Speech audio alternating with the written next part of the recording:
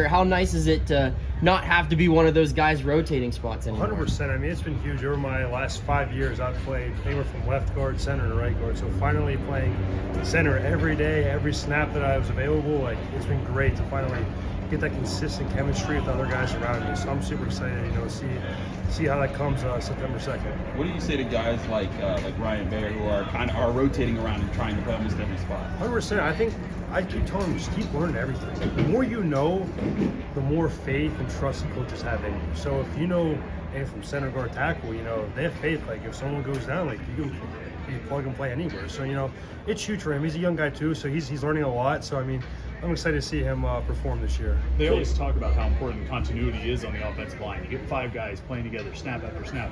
Can it work, though, if you have 6 or 7 quality guys to not rotate every drive or something, but can it work to almost have a bit of a rotation on the O-line? I think so. I mean, if you look throughout the past, 3 years, we've played 7, 8 guys, all year, at different spots. I remember switching with Big Z, in Tennessee game and West Virginia game last year, every other drive and stuff. It's not ideal, because you can't really get in a rhythm and a groove, but if everyone's, the same, why not, get 70 guys in there and play and give guys breathers. That quarter, go ahead, Joe.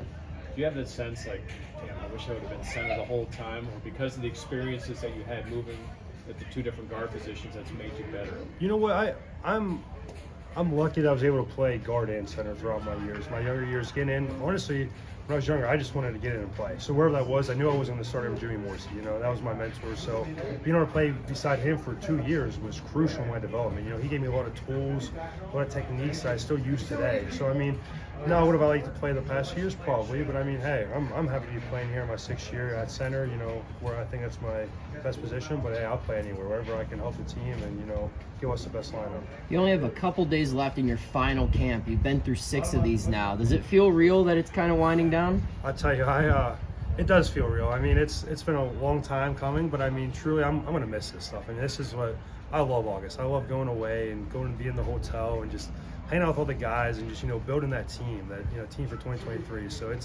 it's crazy that it's finally here, but definitely going to miss it. What have the battles against the D-line looks like so far in camp? I'll tell you, they're good. We have, 3 6-year guys inside, D. Green, Devin Danielson, Tyler Bentley, and then you have Jules. Jules came out of nowhere.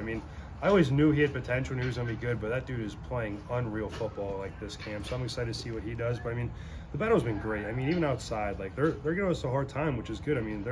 I think they're the best D-line we face each year, and that's we face them every day in practice. So I'm excited to see what they can do in 23 and how it helps us translate onto game day. Pat talked about how you guys focus on trying to run the ball in the last scrimmage. How do you feel like you guys have come together, even though the defense won the scrimmage, but you as an offensive line and trying to run the ball as a team, how are you guys doing right now? We're doing good. There's definitely, in the scrimmage, I feel like it was one guy, if it was me or someone else, there's one guy we're missing one block to spring that big run, to spring that explosive. So, like I said, it's all about chemistry and just building that. And throughout reps and time, we're just gonna keep getting better. So, the run game's gonna be, crucial to our success this year, but we also have Phil that can throw it. So, it's a good balance that we're gonna have this year. Jake, speaking of Phil, how is that relationship developing with him and with the offense? No, it's been great. He's a Western PA guy, so we kind of like the same thing. So it's good to hang around him and just see his leadership, his development, throughout this spring and, summer and fall. So, he's going to have a great year, and we're just going to keep building that bond throughout this 23 season. For you, about how good of a leader Phil is, what do you think makes him a good leader? Just his grittiness. He steps up to the plate and just demands our attention, demands, us to be locked in, and really, just brings a factor that I don't think we had last year. He brings just that toughness, that Pittsburgh toughness. Hey, if we need a yard, he's going to get a yard. So, it's a guy that you like to play for and like to, block for. For you specifically, do you feel like you and him are at a point where you guys are really seeing the same thing out there? That he can trust you, you trust him. That you guys are locked in together like 100%.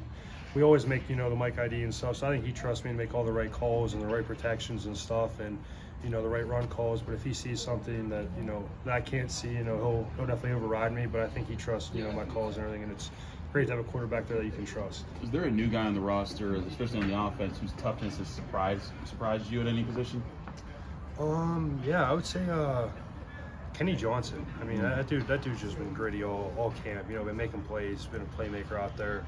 really excited to see what he does and how he can help us this year. You know, being a young guy, you don't see it every day where like a freshman wide receiver can come in and just make the plays he's making. So I'm excited to see that. And Epps, you know, our tight end, he's doing a great job. You know, big target. You know, so I'm excited to see what he does. So it's been great to see those guys, you know, come out and help us. Anything final for Jake? You have any maybe off the field projects you'd like to advertise? A podcast, perhaps? So me and Gavin are doing a podcast with Noah Hiles, you know, this season, you know, 15 episodes, probably one a week, you know, maybe 2 a week if we need to, you know, squeeze some stuff in there. But, you know, super excited to get that going. Actually going to record tonight our first one with Phil Dracovic. So, I mean, if you guys want to tune in, subscribe to it, like it, whatever you got to do. I mean, it's going to be fun, you know, just 3 guys just chopping up talking football.